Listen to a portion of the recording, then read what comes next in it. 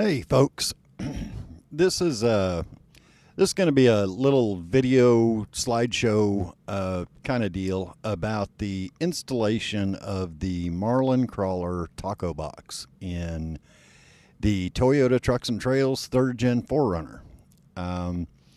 Normally I try to do as much work as I can on my trucks in my own shop at home, but on a job like this where a good majority of it was going to be taking place underneath the truck and that kind of stuff, I have a really good friend that has a 2-post lift and that kind of stuff in his shop. So we loaded the truck up and all the necessary parts and headed down to my buddy's place to do the majority of this job. Just kind of moving along, we the first thing that got done was kind of disassembling the interior, getting the shifters out of the way and center console and that kind of stuff to get ready to remove the factory transfer case, and just pretty straightforward stuff. Even as far as removing the transfer case itself, just kind of nuts and bolts operation. Grateful to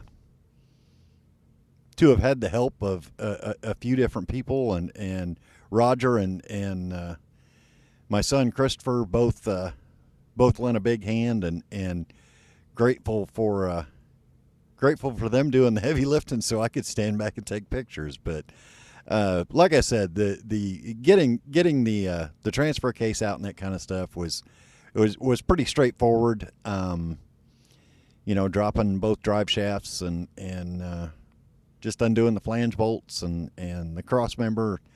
Well, let me back up. There wasn't a cross member. But just pretty typical nuts and bolts kind of stuff. Once we got the transfer case out and got it on the bench, the input shaft for the transmission, part of that had to be removed, and we had to, a lot of guys will weld something to it and pull it off that way. We were able to get it off with a bearing splitter and made it work that way. But that was really the only alteration that had to be done to the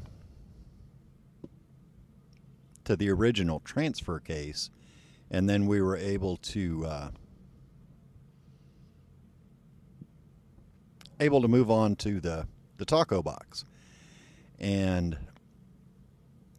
the only issues that we ran into getting it mated up were Marlin Crawler sent all the hardware and stuff to attach it to the factory transfer case, but there were 2 bolts in the or 2 fasteners needed in the lower portion of the case, and with the way that the adapters were designed, we couldn't get bolts in there and needed studs. Another situation where I was really glad that I had went down to my buddy Rogers to do this job. He has a huge selection of that kind of stuff, and we kind of dug through his stuff and found what we needed, and managed to get it put together without too much of a hiccup, and then moved on to reinstalling that assembly. And again, nothing terribly complicated, just kind of nuts and bolts.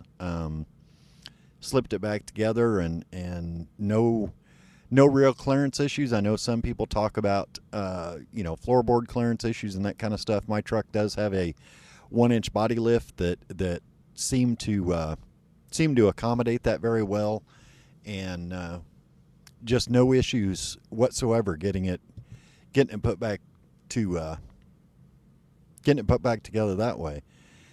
At that point, it was time to start reassembling the interior, and that proved to be, for me, one of the harder parts of the actual job itself was trying to make room for a third shifter and get everything lined up, and where it would clear the console and the seats and that kind of stuff. It's pretty tricky. You can see in a few of these pictures here, having to cut the shafts on both the taco box shifter and the factory transfer case shifter, and bend them slightly in different directions, and then weld them back together, and that sort of thing to get everything to fit in place. But little tweaking here and there, and managed to get it pretty close. Probably could stand to take things apart and redo them a little bit more and get a little more clearance here and there, but for the most part, I think we pretty much got it. Honestly, what turned out to be the hardest part for me was getting the drive shafts modified. Roger and I had planned on doing it ourselves, and when we started on the rear drive shaft, we figured out that there were some issues with that would not it was too Roger's built several drive shafts, and I trusted him to do it, but there were some issues with the factory drive shaft in mine that just didn't permit us to do that.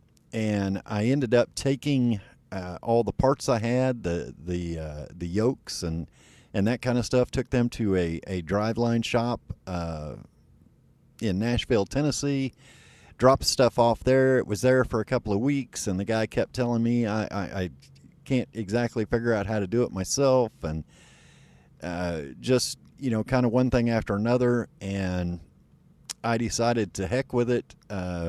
Just like when I was a little kid and broke my toys, I called my dad, who is a retired mechanical engineer and has a very well-equipped machine shop himself, and asked him, if I get this stuff up to you, can you help me put these drive shafts together? So he agreed to do it, and thanks to my job, I was able to get a load up to his place. We live about 1,000 miles apart, my dad and I do, and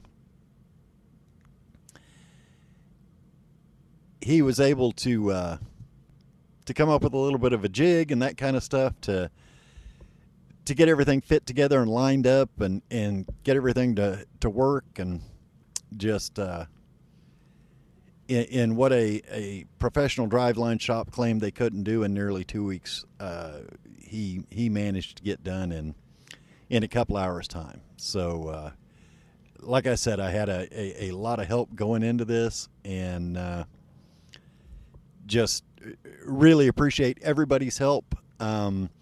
Gonna finish this video out with a little bit of a demonstration of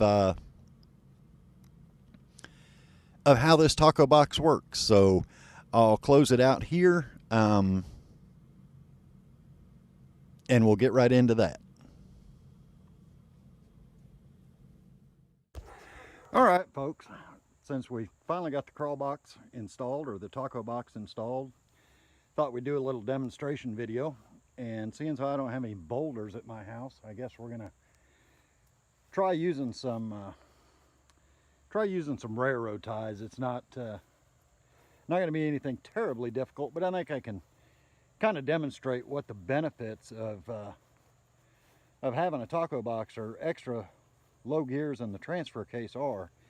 What we're going to try to do is, you can see a railroad tie in front of the driver's side front tire, and we placed another one right in front of the driver's side, or passenger side, pardon me, rear tire, and we're going to try to climb both of these at the same time. Going to do it 3 different ways. The first time I'll just put it in 4 high, just to kind of show you how anemic this thing is. We'll try it in with the primary transfer case in low range, and then engage the taco box and see what it does from there. All right, this first one is going to be, like I said, just 4 high. We'll see what it does. I'm going to guess not much.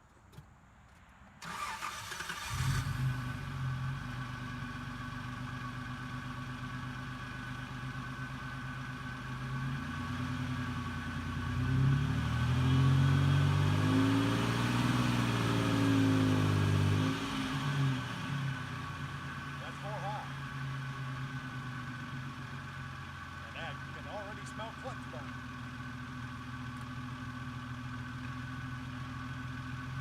Alright, this is more low.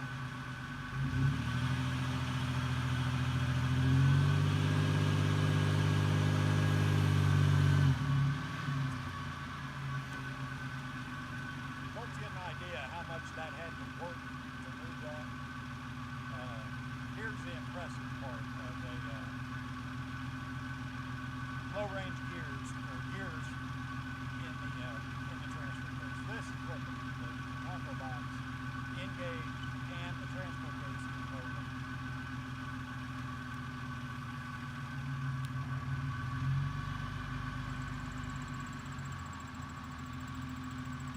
And it's not just the fact that it will climb like that, but if you watch as the tires start to descend, it doesn't speed up.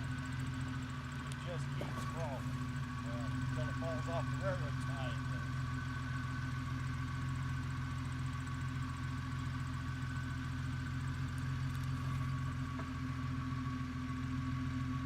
But anyway, folks, that is just a brief example of what the benefits of a Marlin Crawler taco box. Hopefully I'll be able to get some good trail images of it and that kind of stuff, and maybe some more videos of it on the trail and do a little better job. But I just thought we'd demonstrate it a little bit. Thanks for checking out the video.